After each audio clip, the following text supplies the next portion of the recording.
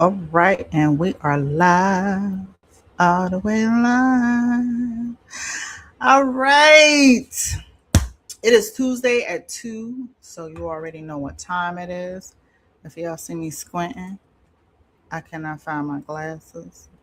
Yeah, I can't find my glasses, so I'm gonna need y'all to bear with me. It is crazy today, and it is storming outside. And the power already went out. So we just gonna go ahead and rock with it and roll with it. All right. So you already know what time it is. And baby, today we are talking about something that I think every black family, every entrepreneur, every professional, honestly, anybody who cares about their financial future needs to hear. So I just finished reading the 2026 State of Black America report from the National Urban League. And the title Is the American Dream Dead? Now, I don't know about you, but that question made me sit up because what exactly do we mean when we say the American dream? Is it getting a good education, getting a good job, buying a house, starting a business, retiring comfortably, leaving something to your children, having enough money that one emergency does not knock your whole life sideways? I hear you. Yes, leaving something to your children. Yep, yep, yep. Starting a business, retiring comfortably. It just means something different to everybody. So everybody's answer is going to be different. So it is your answer. So, what does the American dream mean to you? Because we're going to come back to that question. And I'm going to give you my answer by the end of this conversation. But first, let me tell you why this report got my attention. Number one, 87 billion with a B. Now that's the estimated amount of income lost by Black Americans because of the Black jobs deficit in 2025, according to the Center for Economic and Policy Research analysis cited in the report. And the National Urban League report said approximately 567,000 Black men lost jobs between November 2025 and February 2026, while an estimate 250,000 to more than 300,000 Black women lost jobs in 2025, with some estimates reaching even higher. Those numbers are mind boggling, right? So now, before somebody starts typing a whole dissertation in my comments, I'm not here to have a political fight with you today. I'm here to have a money conversation. But here is what I want you to understand. So when somebody loses income, we just don't lose a paycheck. We can lose retirement contributions. We can lose investment opportunities. We can lose the ability to save. We can lose buying power. We can lose our ability to qualify for things. And if we're not careful, we can lose wealth building momentum. That is a conversation that I want to have. Hmm.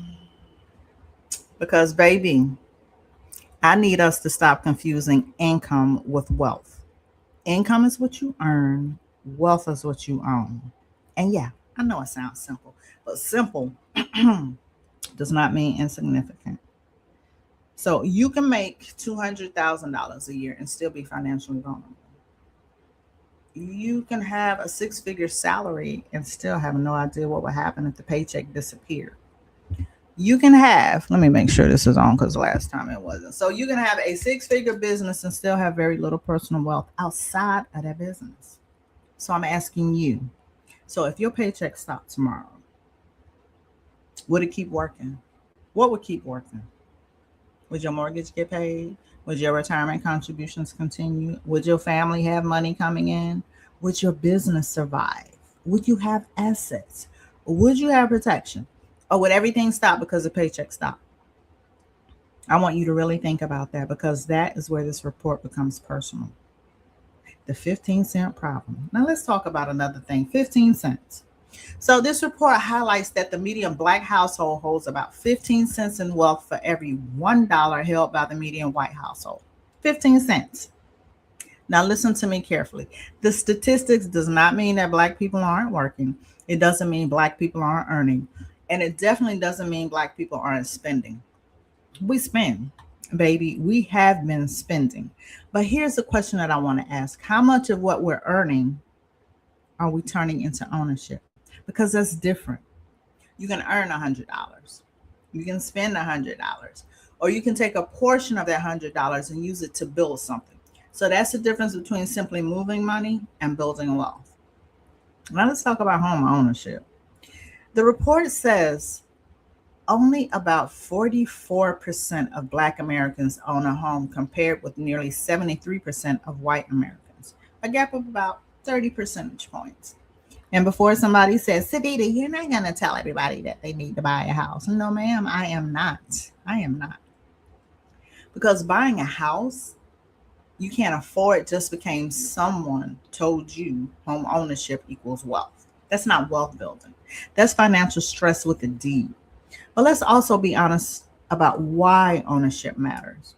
So the National Urban League calls home ownership one of the primary mechanisms through which American families build, preserve, and transfer wealth across generations, right? Now, the report also points to financial coaching, wealth building services, estate planning, education, and asset preservation as part of the work needed to help families retain that wealth. So I'm not telling you go buy a house. I am asking you, what are you doing to build assets? Because a house is one form of ownership, but it's not the only one. You can own a business. You can own investments. You can own retirement assets. You can own real estate. You can own intellectual property. You can own things that produce income. The question is not simply, do you have a good income? The question is, what is your income building? Now, this is where I want my entrepreneurs to lean in. Because if we have a conversation about the state of Black America and only talk about what's going wrong, we're missing half the story. Because Black people are still building. We're creating, we're starting businesses, we're launching brands, we're consulting, we're creating content, we're developing technology, we're solving problems. So we're finding ways to make a dollar do what it needs to do. And the National Urban League specifically identifies entrepreneurship is one of the most powerful engines of Black wealth creation and community stability. You got questions, holler at me later. But the report also points out the barriers Black entrepreneurs continue to face, including access to capital, contracts, and network. So it notes that less than 2% of venture capital funding goes to Black founders. And here's where I want to take the conversation somewhere else, because my question for Black entrepreneurs is not simply, do you own a business? My question is your business building your wealth? Because these are the questions that we need to ask, because those two things are not automatically the same thing. And somebody's going to say, SaVita, what do you mean? I am so glad you asked. Now, your business can make money. But your business making money doesn't automatically mean you are building personal wealth. Let's say your business generates $300,000. Okay, congratulations. But how much are you paying yourself? How much are you putting towards retirement? How much are you investing? How much are you protecting? How much are you building outside of the business? And here's the one that I really want you to answer. So if you stop working tomorrow, what happens? Does the business continue?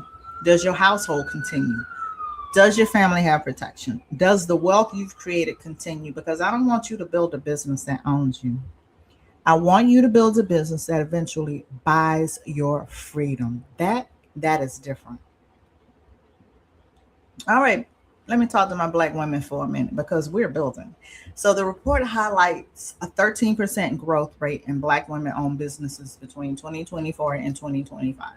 Nearly triple the 4.4 growth rate for women-owned businesses overall. Now that made your girl smile, because Black women are not waiting for somebody to hand us a table. We are building tables. But here's my challenge. Don't just become the CEO. Become the owner of your financial future, because you can have a beautiful brand, a thriving business, 6 figures in revenue, and still personally be financially vulnerable. So that's the part we don't talk about enough. So I'm asking my Black women entrepreneurs, are you building a business or are you building wealth? Because I want both. I want you to build the business. And I want that business to help you create personal assets, protection, retirement income, and something that you can eventually transfer. Now, I don't want you working yourself into exhaustion just to create a company that can't survive without you. That's not freedom. That's another job with a logo. And we're not doing that. All right, Marcus, I got something for you too. Don't think I'm letting you slide. So if you're an entrepreneur or executive and your business is doing, let's see, 500,000, 750, $1 million, I'm happy for you. But let me ask you something. What is your business doing for your personal wealth? Because revenue is not wealth. Being busy is not wealth. Looking successful is not wealth. Ownership is a conversation. So what happens when you step away, Marcus? What happens when you retire? What happens when you die? What happens if the business does not make it to the next generation? Because building a business and building a legacy are two different conversations, and we need to have both. And here's another thing I want us to think about. Black America has a significant economic buying power. And I'm not knocking that. We absolutely know how to spend some money. But here's a question. Are we turning enough of our buying power into ownership power? Because spending money gives you something today. Ownership can give you something tomorrow. And I'm not telling you to stop enjoying your money, girl, please. I like nice things too. But I'm just saying. So your retirement account needs to be just as cute as your shoes. Because there has to be a balance between consumption and creation. We can enjoy, we can build, we can travel, and we can invest. We can buy the shoes, and we can make sure somebody in the family owns the building. That's the mindset shift. Now, remember the question I asked you in the beginning? I told you I wanted to come back to it. I think there's a poll here. Yep, there is a poll. What will build the most Black wealth? Number one, earn more. Number two, own more. Number three, build businesses. I'll take number four, all three for 100, Alex. That was my answer. So here we are. The National Urban League says that we are entering another industrial revolution shaped by AI, clean energy, biomedical technology, and other emerging industries. And a report makes a statement I want you to think about. Who owns a piece of the next economy will determine who prospers from it. Read that again in your head. Who owns a piece of the next economy will determine who prospers from it. So here's my question. Are we going to be consumers of the next economy, or are we going to own a piece of it? Because AI is not waiting for us to feel ready, as we see. Technology is not waiting. Business is not waiting. The economy is not waiting. But I don't want to be sitting around saying, that's for somebody else. No. Let's learn. Let's adapt. Let's build. Let's participate. Let's own. Because the next economy is being built right now. And I want Black entrepreneurs at the table, not just buying from the table, owning part of the table. So here's my answer. Maybe the American dream isn't dead. Maybe the strategy needs to evolve. Because the old formula was go to school, get a good job, work hard, buy a house, retire, and everything will be okay. But look around. The economy has changed. Work has changed, technology has changed, entrepreneurship has changed, and the way people build wealth has changed. So maybe we need to change too. So maybe the question isn't how do I get a better paycheck? Maybe the question is how do I use my paycheck to build something that outlives my paycheck? Now that is a question. So before you go back to your Tuesday, I want you to do something. Now I'm not giving you 47 things. We're doing for it. Number one, know what you own. Go look. Retirement accounts, investments, real estate, business assets, whatever assets you have, and know them. Number two, know where your money is going. Because some of us don't have an income problem, we have an allocation problem. You know I'm right. Now, number three, know what happens if your income stops. Don't panic, just get honest. Because you can't fix what you refuse to look at. So number 4, make one ownership move, not 17. One, find that old retirement account, review your business finances, start investing, explore home ownership if that's something that you desire, review your protection, whatever makes sense for your situation. Just make one move, because information without action is just trivia. And baby, I don't want you collecting financial information. I want you changing your financial life. So let's go back to the question: is the American dream dead? Maybe the dream isn't dead. Maybe the strategy needs to change. Maybe the dream isn't supposed to just be earn, spend, work, retire. Maybe it's earn, protect, build, own, grow, transfer. That's the conversation I want us to have, because I'm on a mission to change the way people experience money. Not just how you make it, not just how you spend it, but how you understand it, how you protect it, how you build it, and how you leave it. Because I don't want the next generation to inherit our financial confusion. I want them to inherit knowledge, the assets, the businesses, the homes, the investments, the protection, the options. And I want them to know how the money works before they get their hands on it. And that's why these conversations matter. So before you get back to work, before you get back to your business, before you get back to your Tuesday, I want you to answer one question. Are you focused on earning, owning, or both? Drop it in the comments. And just don't tell me what sounds good. Tell me where you are right now. And if this conversation made you think differently about your money, share it. Send it to somebody who needs to hear this. And subscribe, because this is what we're doing here. We having the money conversations that nobody explains, everybody avoids, and way too many people learn the hard way. Because I'm SaVita, the Living Pope of Finance, and I'm on a mission to change the way people experience money. Not just survive it, not just make it, experience it differently.